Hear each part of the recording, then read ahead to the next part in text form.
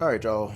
Today we are going to be installing some garage door insulation, of course, on my garage door. So I did one panel already, just kind of testing to see what's going on. I cut a second panel, and then I realized that all of these panels are not equal. So I can only assume that the outside panels are going to be the same on both sides, and that the four middle panels are probably the exact same. So this one, so what I have, let me show y'all what I got. I have the Henry garage door insulation kit, 20 1/4 by 54, 1 1/4 inches thick. So I chose this because my max, the panel that's the max tallest are these, which is 20 1/4 or whatever it is. So I shouldn't have to trim. So I should have one that is at the tallest height. And then I think this one was only like 48 1/2 or 48 1/4. So just trimmed off the excess, shoved it in there, good to go. Now what I didn't realize is that these are all different widths. So I got this one trimmed down to put in here. It's too long. So like I said, I'm going to start on the outsides. So since I did this one, I'm going to do this one next. And yeah, let's see if we can get it in there. Let's go ahead and get started because y'all are not watching to hear me talk. Let's see. I don't know. But the side that you cut, I always make sure that I slide it into the side that's incest.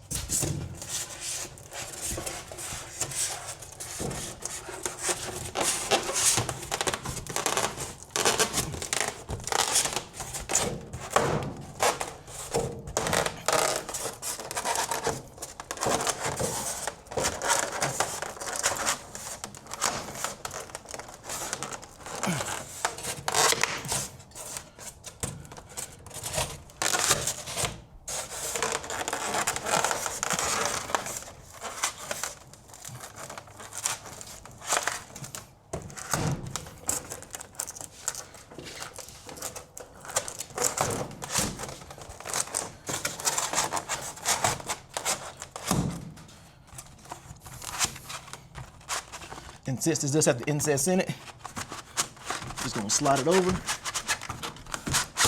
just slightly. And there we go. So the outside ones were 48 1/4, and these are gonna be 46 1/2. So I'm gonna do 40, I could do 46. So I might just do 46 and make sure it works on that one panel. And then we're gonna go from there. And all I have for cutting, I have a straight blade and a Sharpie. And that's it. So we're just gonna get this boy lined up.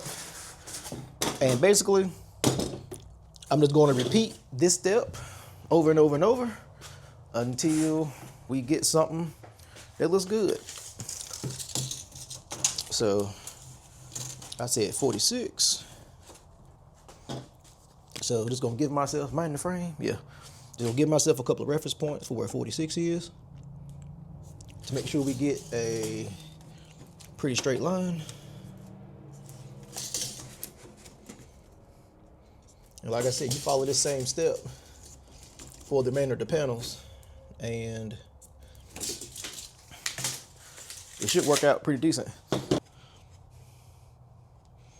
But I'm gonna go ahead and knock out these middle panels real quick. That line is not perfectly straight, but you know, it is what it is sometimes.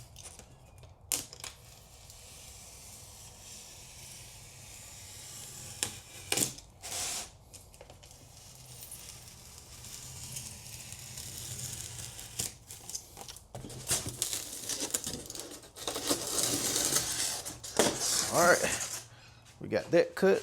So let's see how this fits. Again, on this side, has a little inset. So the side that I cut, even though that's a pretty straight line, I'm gonna put it right on in here.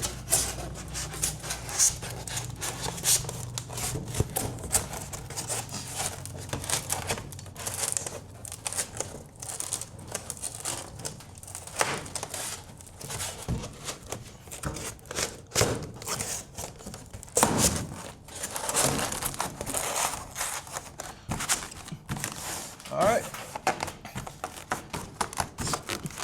So 46 worked out pretty good for that one.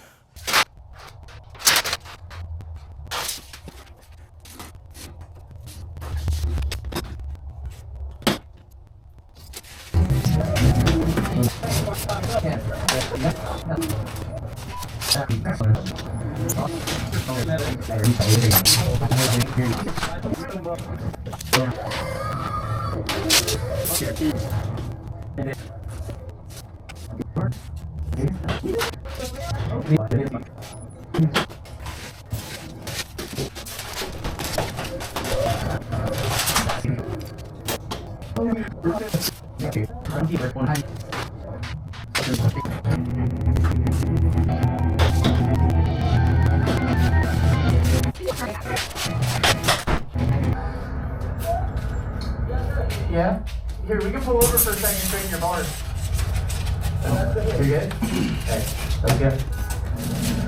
Cool helmet, dude. That's a sick ass helmet. Cool bag, too. Oi!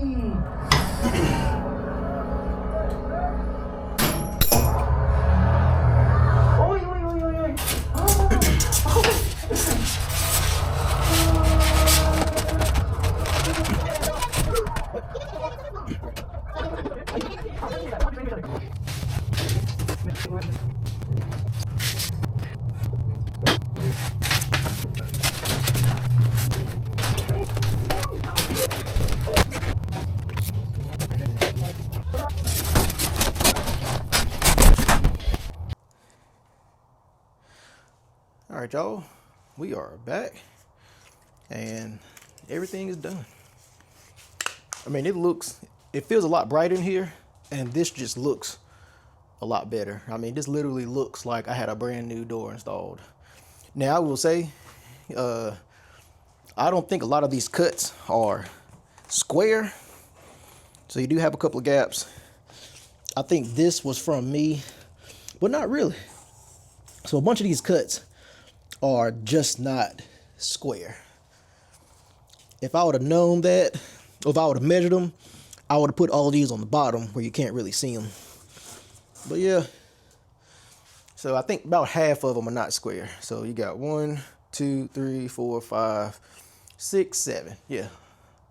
So almost half are not square. If I would have known that, I would have put the 4 on the bottom and then the 2 over there or whatever, or 3 over there or whatever. Either way, it was gonna look bad. But it looks a lot better. I may try to take some pieces of styrofoam and just kind of shove it in there to make it look better.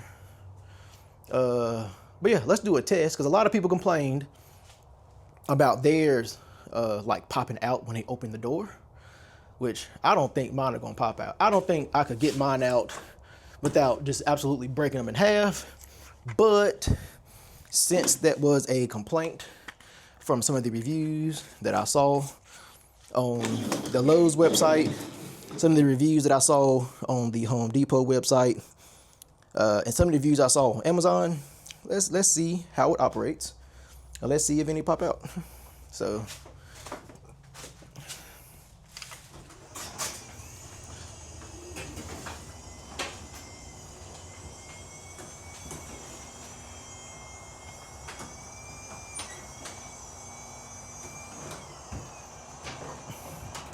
all right, so first run, they're all in there. Like I said, I don't think mine are going to pop out at all.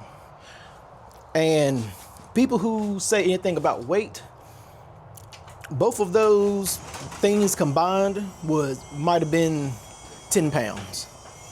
And then I shaved off probably a pound or 2. So I mean, this might be 8 pounds added to your door.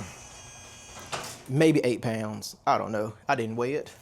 But I do have a belt-driven system, and I don't remember how many horsepower. I think this might be like a horsepower and a half or something like that, and it does this no problem whatsoever. So,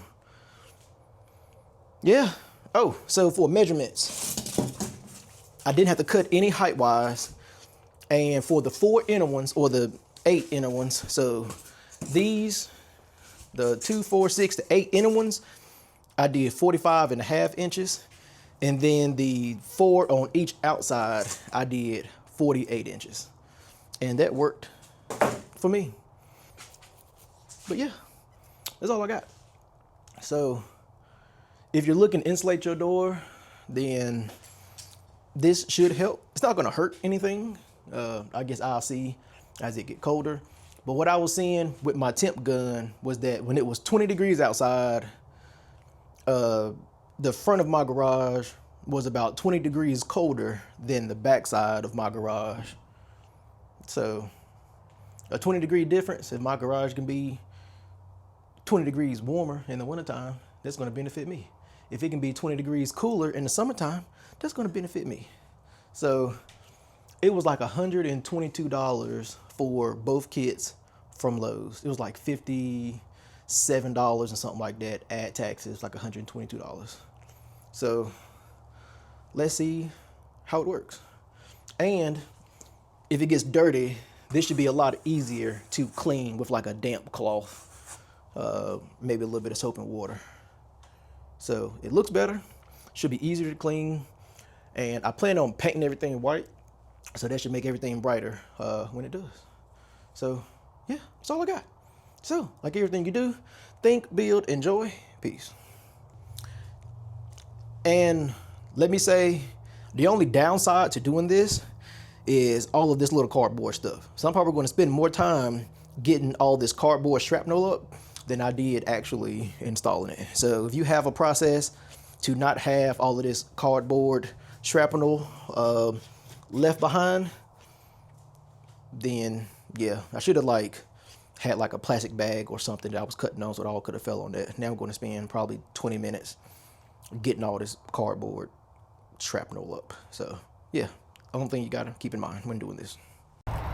And if you keep one bag intact, you can put all your extra scrap pieces in the bag, then throw it in your trash can. Hey, reduce, reuse, recycle. Go Captain Planet and the Planeteers.